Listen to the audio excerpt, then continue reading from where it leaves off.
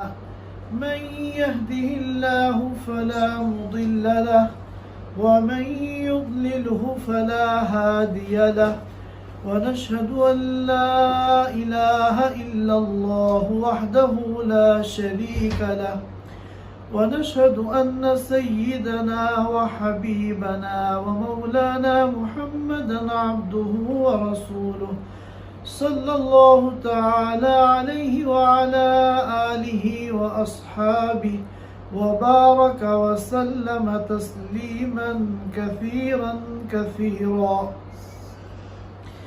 أما بعد فأعوذ بالله من الشيطان الرجيم. بسم الله الرحمن الرحيم. الحمد لله رب العالمين الرحمن الرحيم مالك يوم الدين. إياك نعبد وإياك نستعين. اهدنا الصراط المستقيم صراط الذين أنعمت عليهم غير المغضوب عليهم ولا الضالين. صدق اللہ العظیم. حضرات سامعین کرام،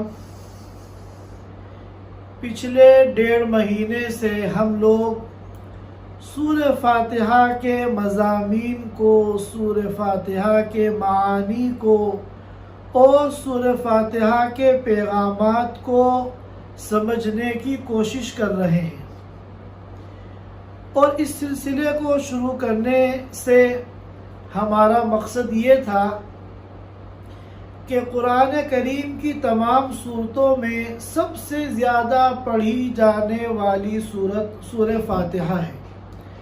ہم دن میں 20 مرتبہ اس صورت کو پڑھتے ہیں.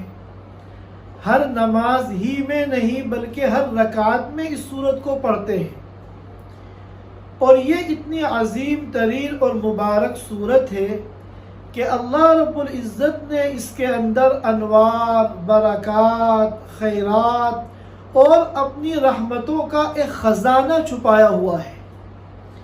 لیکن افسوس یہ ہے کہ ہم ان رحمتوں کے خزانے سے مستفید اس وقت ہوں گے جب ہم اس صورت کو تدبر کے ساتھ، اہتمام کے ساتھ، دھیان کے ساتھ، قلبی توجہ کے ساتھ پڑھیں.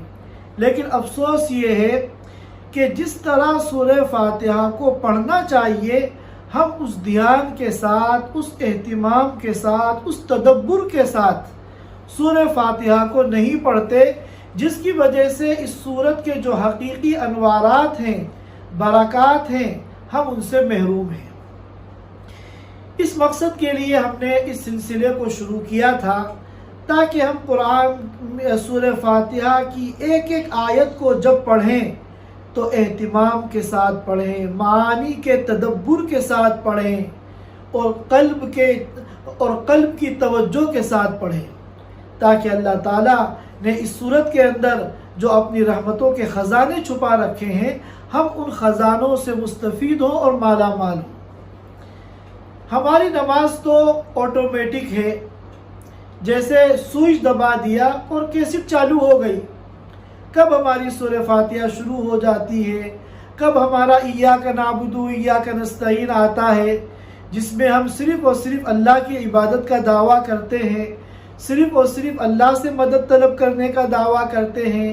پھر کب اہدنا الصراط المستقیم آتا ہے، جس میں ہم اللہ تعالیٰ سے سیدھے راستے کی رہنمائی طلب کرتے ہیں، اور کب صورت ختم ہو جاتی ہے ہمیں پتہ ہی نہیں چلتا. لہذا پہلا کام تو یہ ہے کہ ہم سورہ فاتحہ کے معانی کو، اس کے ترجمے کو، اس کے مضمون کو سمجھیں، اور دوسرا کام یہ ہے کہ ہم اپنی نماز پر محنت کریں اور نماز میں اور خاص طور پہ سورہ فاتحہ میں اپنے دھیان کو قائم کریں. شروع میں ہمیں یقیناً دقت ہوگی اور شیطان بھی محنت کرتا ہے دھیان کو بھٹکانے کے لیے. ہم ارادہ کریں گے نماز سے پہلے کہ آج جو سورہ فاتحہ ہمیں پڑھنی ہے نماز میں پورے دھیان سے پڑھیں گے، اور اہدنا الصراط المستقیم جب ہم کہیں گے تو واقعتاً دل سے اللہ تعالیٰ سے ہم دعا کریں گے کہ اے اللہ صراط مستقیم کی ہدایت ہمیں عطا فرما۔ لیکن نہ جانے کتنی مرتبہ ایسا ہوگا کہ رکوع میں جانے کے بعد ہمیں یاد آئے گا، یا سجدے میں جانے کے بعد ہمیں یاد آئے گا، یا نماز کا سلام پھیرنے کے بعد ہمیں یاد آئے گا کہ اوہو ہمیں تو سورہ فاتحہ جی لگا کے پڑھنی تھی اور ہمارا تو خیال ہی کہیں اور چلا گیا۔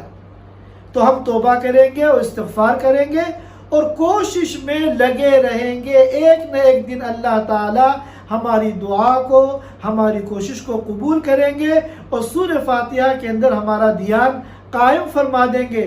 اور جس دن ہمارا دھیان اپنی نماز میں اور سورہ فاتحہ میں قائم ہو گیا، انشاءاللہ ہمارا بیڑا پار ہو جائے گا۔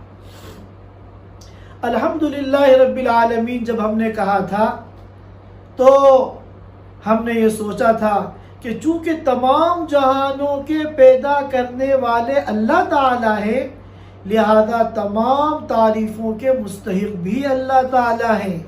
کیوں؟ اس لیے کہ جب کسی اچھی چیز کی تعریف ہوتی ہے تو در حقیقت اس کے بنانے والے کی تعریف ہوتی ہے۔ پھر الرحمن الرحیم جب ہم کہتے ہیں کہ دنیا میں جتنی بھی ہمارے پاس اور اللہ کے تمام بندوں کے پاس نعمتیں ہیں، وہ تمام نعمتیں اللہ کی صفت رحمان کے نتیجے میں ہیں، اور آخرت میں جتنی نعمتیں ملیں گی وہ تمام نعمتیں اللہ تعالیٰ کی صفت رحیم کے نتیجے میں ہیں۔ میں نے بتایا تھا کہ عام طور پر رحمان کا تعلق دنیا کی رحمتوں سے ہوتا ہے اور رحیم کا تعلق آخرت کی رحمتوں سے ہوتا ہے۔ اسی وجہ سے بعض سلف صالحین سے دعا منقول ہے، یا رحمان الدنیا و رحیم الآخرہ، یا رحمان الدنیا و رحیم الآخرہ۔ اس کے بعد پھر ہم نے کہا تھا مالک یوم الدین، کہ یوم حشر اور یوم جزا اور بدلے کے دن کے مالک صرف اور صرف اللہ تعالی ہیں۔ جب میدان حشر میں سب اپنے اعمال کا حساب کتاب دینے کے لیے اللہ کے سامنے کھڑے ہوں گے تو اس وقت ساری ملکیتیں ختم ہو جائیں گی۔ اس دن صرف اور صرف اللہ کی ملکیت اور اللہ کی بادشاہت قائم ہوگی، الا لہ الملک۔ یہاں تک کہ ہم لوگ اس حال میں وہاں پر کھڑے ہوں گے کہ ایک چیتھڑا بھی ہمارے جسم پر نہیں ہوگا جس کو ہم اپنی ملکیت قرار دیں۔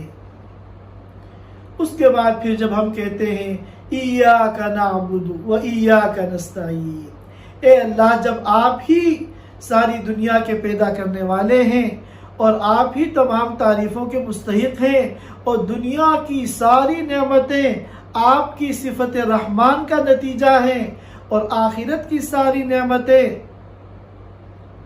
آپ کی صفت رحیم کا نتیجہ ہیں اور یوم الحشر کے آپ مالک ہیں، لہذا آپ ہی صرف عبادت کیے جانے کے مستحق ہیں۔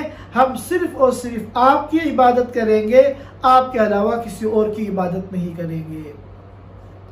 اور دنیا کی ضرورتوں میں بالعموم اور عبادت اور دین پر چلنے کے راستے میں جب بھی ہمیں رکاوٹیں محسوس ہوں گی تو ہم آپ ہی سے مدد طلب کریں گے، آپ ہی کو پکاریں گے اور آپ ہی کے در کو کھٹکھٹائیں گے اور آپ ہی سے مدد مانگیں گے۔ قرآن کریم میں اس مضمون کو جگہ جگہ بیان کیا گیا ہے کہ کسی بھی عمل میں نہ اپنی قابلیت پر بھروسہ کرو اور نہ کسی کی مدد پر بھروسہ کرو، صرف اور صرف اللہ تعالیٰ کی ذات پر بھروسہ کرو۔ قل هو الرحمن آمنا به وعلیہ توکلنا فاعبدہ وتوکل علیہ، لہذا ہمیں صرف اللہ پہ بھروسہ کرنا ہے اور اسی سے مدد طلب کرنی ہے۔ ایاک نعبد و ایاک نستعین۔ پھر اہدنا الصراط المستقیم کہا، مدد طلب کرنے کا طریقہ اللہ نے ہمیں سکھایا، ایسی جامع دعا ہمیں سکھا دی سورہ فاتحہ کے اندر کہ اس میں ہمارے تمام دینی اور دنیاوی مقاصد اور ضرورتوں کا حل موجود ہے۔ صراط مستقیم کا تعلق صرف دین ہی سے نہیں ہے بلکہ دنیا سے بھی ہے۔ دنیا کے ہمارے بہت سے کام بگڑ جاتے ہیں اس لیے کہ اس لائن کا جو صراط مستقیم تھا ہم اس کو فالو نہیں کر پائے۔ بعد میں ہم پچھتاتے ہیں کہ یہ کام اس لیے بگڑ گیا کہ ہم نے یہ راستہ اختیار کرنے کے بجائے یہ راستہ اختیار کر لیا۔ تو ہم اپنے دینی کاموں میں، دنیا کے کاموں میں، سب میں اللہ تعالیٰ سے صراط مستقیم کی ہدایت کا مطالبہ کریں۔ اس کے بعد فرمایا صراط الذین انعمت علیہم غیر المغضوب علیہم ولا الضالین۔ اب صراط مستقیم کی اللہ تعالیٰ وضاحت فرما رہے ہیں کہ صراط مستقیم کسے کہتے ہیں، سیدھا راستہ کیا ہے۔ تو اس کا ایجابی پہلو بھی بیان کر رہے ہیں اور سلبی پہلو بھی بیان کر رہے ہیں۔ کن لوگوں کے راستے کو صراط مستقیم کہا جاتا ہے اللہ تعالیٰ اس کو بھی بیان کریں گے، اور کن لوگوں کا راستہ صراط مستقیم نہیں ہے، یہ جو سلبی پہلو ہے اس کو بھی اللہ تعالیٰ بیان کریں گے۔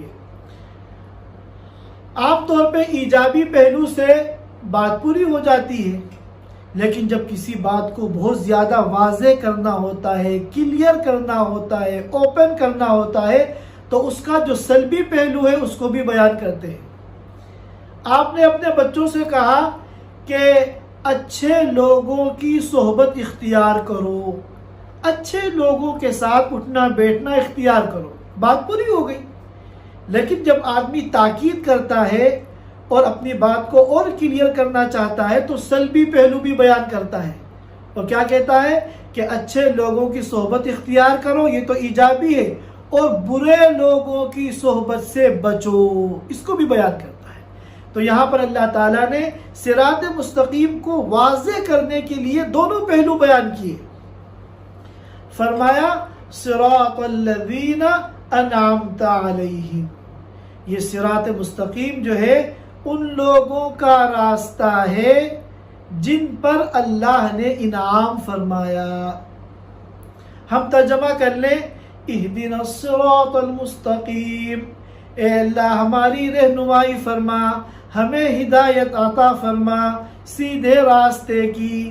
صراط الذین انعمت علیہم، ان لوگوں کا راستہ جن پر تو نے انعام فرمایا، غیر المغضوب علیہم ولا الضالین، نہ کہ ان لوگوں کا راستہ جن پر آپ نے غضب فرمایا، جن سے آپ ناراض ہوئے، اور نہ ان لوگوں کا راستہ جو گمراہ ہو گئے اور سیدھے راستے سے بھٹک گئے۔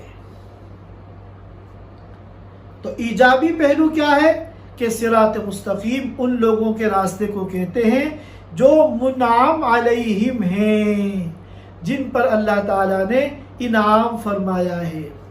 اب سوال یہ پیدا ہوتا ہے کہ یہ منعم علیہم، الذین انعمت علیہم، جن لوگوں پر اللہ نے انعام فرمایا، یہ کون لوگ ہیں؟ تو اس کا جواب خود قرآن نے ایک دوسرے موقع پہ دیا۔ فرمایا اللہ تعالیٰ نے الذین انعمت علیہم من النبیین والصدیقین والشہداء والصالحین، چار لوگ ہیں جو منعم علیہم ہیں، جن پر اللہ نے انعام فرمایا ہے، اور ان کا جو راستہ ہے اور ان کا جو طریقہ زندگی ہے وہ صراط مستقیم ہے، جنت میں لے جانے والا راستہ ہے۔ نمبر 1 من النبیین، انبیاء کرام۔ نمبر 2 والصدیقین۔ نمبر 3 والشہداء۔ نمبر 4 والصالحین۔ یہ جو چار طبقے ہیں طبقہ انبیاء، طبقہ صدیقین، طبقہ شہداء، طبقہ صالحین، جس کو قرآن نے بیان کیا الذین انعمت علیہم من النبیین والصدیقین والشہداء والصالحین۔ ان کا راستہ جو ہے وہ صراط مستقیم ہے۔ انبیاء کو تو آپ جانتے ہیں، صدیقین کون ہیں؟ ہر نبی پر ایمان لانے والی جو اس کی امت ہوتی ہے، اس امت کے جو چیدہ اور خواص ہوتے ہیں، جن کا مقام امت میں سر فہرست ہوتا ہے، جنہوں نے نبی کی نبوت کی تصدیق کی اور تصدیق کا حق ادا کیا، جیسا کہ امت محمدیہ میں صدیق اکبر حضرت ابو بکر رضی اللہ تعالیٰ عنہ کو کہا جاتا ہے، یہ صدیقین ہیں۔ تیسرے نمبر پہ شہداء۔ شہداء وہ لوگ ہیں جنہوں نے اللہ تعالیٰ کی اطاعت میں، اللہ تعالیٰ کی دین کی اتباع میں نہ صرف یہ کہ اپنی خواہشات کو قربان کیا، بلکہ اپنی جان کا نذرانہ بھی پیش کر دیا اور اللہ کے دین کی خاطر اپنی گردن کو کٹوا دیا۔ یہ شہداء ہیں، ان کا بھی بہت اونچا مقام ہے۔ اور چوتھا اور آخری جو طبقہ ہے وہ صالحین۔ صالحین یعنی وہ لوگ جو فرائض بھی پورے کرتے ہیں، واجبات بھی پورے کرتے ہیں، اور مستحبات پر بھی حتی الامکان عمل کرتے ہیں، جن کو ہمارے معاشرے میں نیک کہا جاتا ہے۔ نیک لوگ، دیندار لوگ، یہ صالحین ہیں۔ تو صراط مستقیم یہ ان لوگوں کا راستہ ہے جو انبیاء ہیں، صدیقین ہیں، شہداء ہیں اور صالحین ہیں۔ یہ تو ایجابی پہلو تھا، اور اب آگے فرما رہے ہیں غیر المغضوب علیہم ولا الضالین۔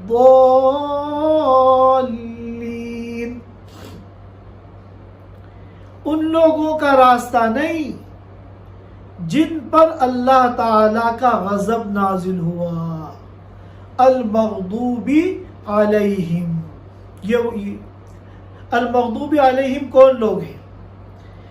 یہ وہ لوگ ہیں جنہوں نے جاننے اور سمجھنے کے باوجود اپنی خواہشات کا اتباع کیا، نفسانی خواہشات کو فالو کیا، اور اللہ کی تعلیمات اور نبی کے احکامات کی خلاف ورزی کی، اور نفسانی خواہشات میں اتنا ڈوب گئے کہ نبی کی مخالفت کی اور نبی سے دشمنی اختیار کی، یہاں تک کہ ان لوگوں نے بعض انبیاء کو قتل تک کر دیا۔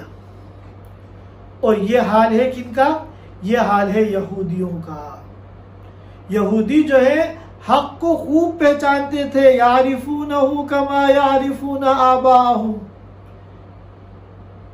لیکن نفسانی خواہشات کی وجہ سے حق کو قبول نہیں کرتے تھے، اور انہوں نے انبیاء کی دشمنی میں اتنا غلو کیا کہ بعض انبیاء کو انہوں نے قتل تک کر دیا۔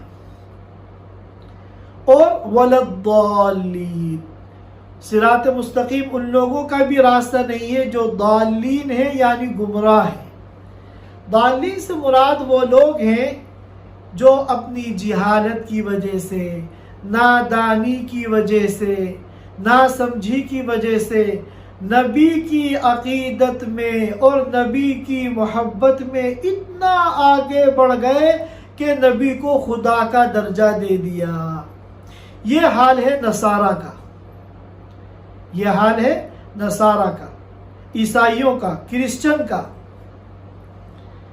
تو المغضوب علیہم سے مراد ہے یہود، اور ضالین سے مراد ہے نصارہ، کیونکہ یہ دونوں افراط اور تفریط کا شکار ہوئے۔ یہودیوں نے تو انبیاء سے ایسی دشمنی کی کہ ان کو قتل تک کر دیا، اور نصارہ نے ان کی عقیدت میں محبت میں اتنا غلو کیا کہ ان کو خدا کا درجہ دے دیا. تو یہ دونوں افراط و تفرید کا شکار ہیں. یہ بھی غلط اور یہ بھی غلط. سیدھا راستہ تو وہ ہے جس کو انبیاء نے فالو کیا، صدیقین نے فالو کیا، شہداء نے فالو کیا اور صالحین نے فالو کیا. یہاں رک کر ہم ایک بات پر اگر غور کریں تو ہمیں معلوم ہوگا کہ اللہ تعالیٰ نے ہدایت کے لیے 2 سلسلے قائم فرمائے ہیں. ایک سلسلہ ہے کتاب اللہ کا اور دوسرا سلسلہ ہے رجال اللہ کا. اگر کسی کو صحیح معنی میں ہدایت حاصل کرنی ہے تو کتاب اللہ کو بھی فالو کرنا ہے اور رجال اللہ کو بھی فالو کرنا ہے، اللہ کے بندوں کو بھی فالو کرنا ہے. اسی لیے اللہ تعالیٰ نے انسانیت کی ہدایت کے لیے صرف کتابیں آسمان سے نہیں اتاری کہ دنیا میں بسنے والے انسان ان کتابوں کو پڑھ کے ہدایت حاصل کر لیں، بلکہ اللہ تعالیٰ نے رجال اللہ کا ایک سلسلہ قائم فرمایا اور انبیاء کا ایک سلسلہ قائم فرمایا تاکہ انبیاء جو ہیں عملی طور پر قرآن کو، اللہ کی کتاب کو، اللہ کے احکامات کو اپنی امت کو سمجھائیں. تو ان کی سمجھانے سے جب قرآن کو سمجھیں گے تو صحیح معنی میں قرآن سے استفادہ کریں گے. اس زمانے کے اندر بھی بہت سے لوگ تھے جنہوں نے کہا کہ نبی کی کیا ضرورت ہے، اللہ کی کتاب کافی ہے ہمارے لیے. اور آج بھی بہت سے لوگ ایسے ہیں جو یہ سمجھتے ہیں کہ بھئی قرآن ہماری ہدایت کے لیے کافی ہے، بند کمرے میں بیٹھ کر ہم قرآن کو پڑھ لیں گے اور ہمیں ہدایت مل جائے گی. ای خیال استو محال استو جنون. اگر یہ طریقہ ہدایت کو حاصل کرنے کا ہوتا تو سورہ فاتحہ میں ہی اللہ تعالیٰ اس کی تردید نہ فرماتے.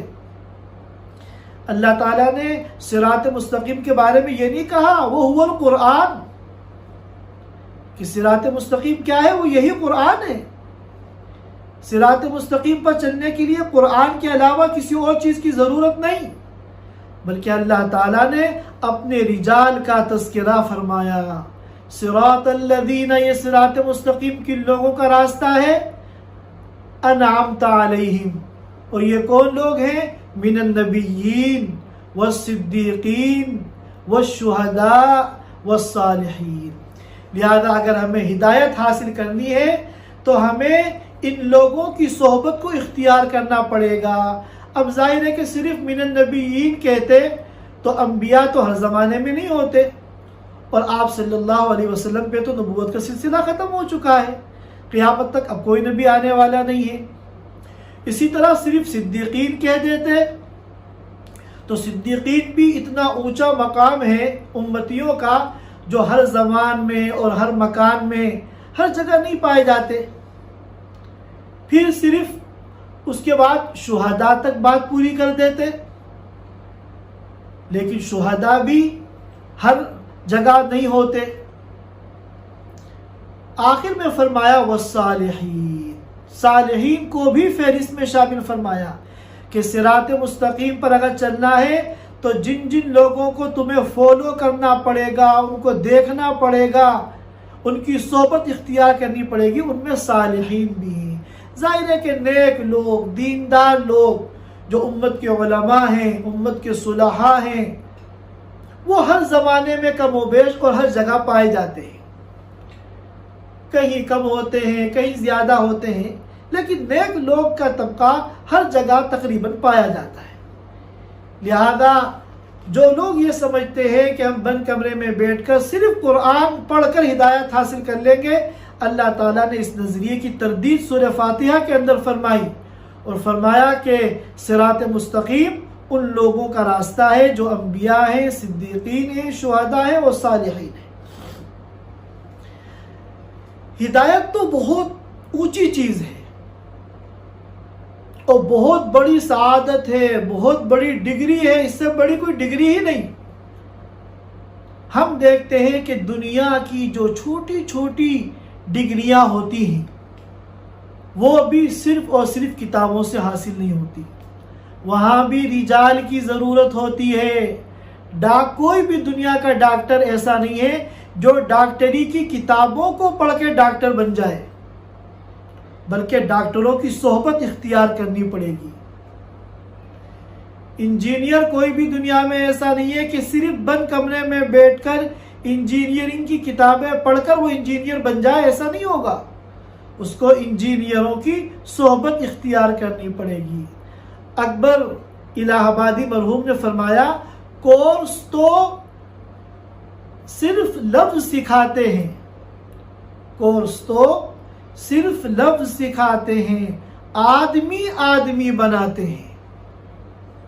ڈاکٹروں کی صحبت اختیار کرو گے تو ڈاکٹر بنو گے، انجینئروں کی صحبت اختیار کرو گے تو انجینئر بنو گے۔ کوئی شخص اگر ایسا کرے کہ ڈاکٹری کی ساری دنیا جہان کی کتابیں اکٹھی کر کے ایک بند گھر کے اندر ان تمام کتابوں کو پڑھ ڈالے، ہزاروں کتابیں پڑھ لے، سال میں، 1.5 سال میں، 2 سال میں، اور ساری کتابیں پڑھنے کے بعد پھر وہ باہر نکلے اور کہے، لاؤ بھائی اپنا مریض، ہارٹ کا مریض لاؤ، میں اس کی بائی پاس سرجری کروں گا، کیونکہ 1000 کتابیں میں ہارٹ کے مرض اور اس سرجری سے متعلق پڑھ چکا ہوں۔ تو دنیا کا کوئی بیوقوف بھی اپنے مریض کو اس کے حوالے نہیں کرے گا۔ کیوں؟ اس لیے بند کمرے میں صرف کتابیں پڑھی ہیں، اس نے جو ہے ڈاکٹروں کی صحبت اختیار نہیں کی۔ 40-50 آدمی ایک بڑے گھر میں اپنے کو بند کر لیں اور ہر انجینئرنگ کے جتنے شعبے ہیں، خاص طور پہ بلڈنگ جو بنتی ہے اس میں جتنے شعبے ہیں، بجلی کا ہے، پلمبر کا ہے، کارپینٹر کا ہے، ان تمام شعبوں کی کتابوں کا وہ لوگ مطالعہ کر لیں، ہزاروں کتابیں پڑھ ڈالیں، سال، 2 سال، 3 سال کے اندر۔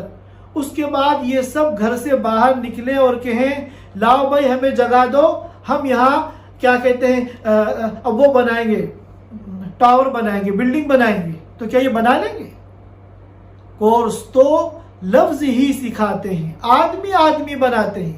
لہذا قرآن نے کیا کہا؟ صراط مستقیم کے بارے میں یہ نہیں کہا وہو القرآن، نہیں، صراط الذین انعمت علیہم غیر المغضوب علیہم ولا الضالین۔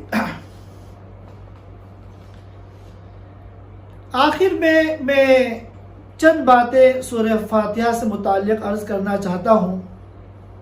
سب سے پہلی بات تو دیکھیے یہ ہے کہ جب ہم نے سورہ فاتحہ کو پڑھا اور سمجھا اور اس کے مضامین میں غور کیا تو ہمیں معلوم ہوا کہ دعا کرنے سے پہلے اللہ کی حمد و ثنا بیان کرنی چاہیے۔ دیکھیے دعا شروع ہو رہی ہے کہاں سے؟ اہدنا الصراط المستقیم سے، جو 5ویں آیت ہے۔ اس سے پہلے جو 4 آیتیں ہیں ان میں اللہ کی حمد و ثنا ہے، اللہ کی تعریف ہے۔ لہذا یہ دعا کے آداب میں سے ہے۔ اگر ہمیں اللہ سے کوئی بات منوانی ہے تو پہلے ہم اللہ کی حمد و ثنا بیان کریں۔ آج کل ہماری جو دعا ہے وہ ہوٹل کے آرڈر کی طرح ہے۔ ہم جب کسی ہوٹل میں کھانا کھانے کے لیے جاتے ہیں تو بیٹھتے ہی بیرے کو بلا کر، بھائی بریانی اور نہاری اور چپاتی اور کباب فلاں فلاں چیزیں لے کر آ جاؤ۔ اسی طرح ہماری دعا کا حال ہے۔ جب ہاتھ اٹھایا، اے اللہ میرا یہ کام بنا دے، میرا یہ کام بنا دے، میرا یہ کام بنا دے، اپنے آرڈر اور اپنے مطالبات شروع کر دیے۔ یہ طریقہ غلط ہے۔ پہلے اللہ کی حمد و ثنا بیان کریں، اللہ کی تعریف کریں، اللہ کی عظمت، اللہ کی کبریائی اور اللہ کے تقدس کو بیان کریں۔ اس کے بعد جا کے اپنے مطالبات رکھیں اور دعائیں مانگیں۔ اور دوسری بات یہ ہے کہ اس صورت میں اللہ تعالیٰ نے اپنی حمد و ثنا خود بیان فرمائی ہے۔ الحمدللہ رب العالمین الرحمن الرحیم مالک یوم الدین۔ یہاں ہمیں یہ سمجھنا ہے کہ مخلوق میں کسی کے لیے اپنی تعریف کرنا جائز نہیں ہے۔ قرآن نے کہا فَلَا تُزَكُّوا أَنفُسَكُمْ، اپنی طرف سے صفائی پیش نہ کرو، اپنی خوبیاں اور اپنے کمالات کو بیان نہ کرو، کیونکہ اللہ کے یہاں جو معیار ہے عزت اور کرامت کا وہ تقوی ہے۔ قرآن نے صاف لفظوں میں کہا ان اکرمکم عند اللہ اتقاکم، کہ تم میں سب سے زیادہ عزت والا، شرافت والا اللہ کے نزدیک کون ہے؟ تم میں جو سب سے زیادہ تقوی والا ہو۔ لہذا فلا تزکوا انفسکم، اپنی ذات کی طرف سے صفائی پیش نہ کرو۔ هو اعلم بمن اتقى، کس کے دل میں کتنا تقوی ہے، کون کتنے پانی میں ہے، یہ سب اللہ جانتا ہے۔ اور تیسری بات یہ ہے کہ الحمدللہ رب العالمین میں جو رب کا لفظ آیا ہے، یہ رب یہ غیر اللہ کے لیے استعمال کرنا جائز نہیں۔ مسلم شریف کے اندر روایت ہے، اللہ کے رسول صلی اللہ علیہ وسلم نے فرمایا کوئی غلام اپنے آقا کو رب نہ کہے۔ مفسرین کرام نے خاص طور پر علامہ قرطبی رحمۃ اللہ علیہ نے فرمایا ایک صورت ہے جائز ہونے کی، وہ یہ ہے کہ اضافت کر دی جائے۔ اگر کسی چیز کی طرف اضافت کر کے رب کا استعمال کیا جائے تو غیر اللہ کے لیے بھی جائز ہے، جیسے رب المال، مال والا، رب الدار، گھر والا۔ اور ہم لوگ یہاں جب فیملی کا ویزا نکلواتے ہیں اور فارم بھرتے ہیں تو زوجہ کے خانے کے آگے جب ان کا مہینہ لکھنا ہوتا ہے تو ظاہر ہے وہ تو کوئی جاب نہیں کر رہی ہے، وہ تو گھر میں رہتی ہے، تو یہاں لکھتے ہیں ربۃ البیت، ربۃ المنزل، گھر کا نظام چلانے والی۔ تو چونکہ اضافت کے ساتھ ہے لہذا یہ جائز ہے۔ یہ چند باتیں تھیں سورہ فاتحہ کے سلسلے میں جو آپ حضرات کی خدمت میں عرض کی۔ اللہ تعالی ہمارے اس کہنے کو، سننے کو، سمجھنے کو، سمجھانے کو قبول فرمائے، اور سورہ فاتحہ کو پڑھنے کا جو حق ہے اللہ تعالیٰ اس حق کو ادا کرنے کی ہم سب کو توفیق عطا فرمائے۔ وآخر دعوانا ان الحمدللہ رب العالمین۔ جزاک اللہ خیر مفتی صاحب، ماشاءاللہ آپ نے پورا سورہ فاتحہ کا بہت اچھا سیریز پورا بہت اچھا تھا ماشاءاللہ۔ Thanks for watching. Don't forget to like, comment, share and subscribe to Al Wahid channel.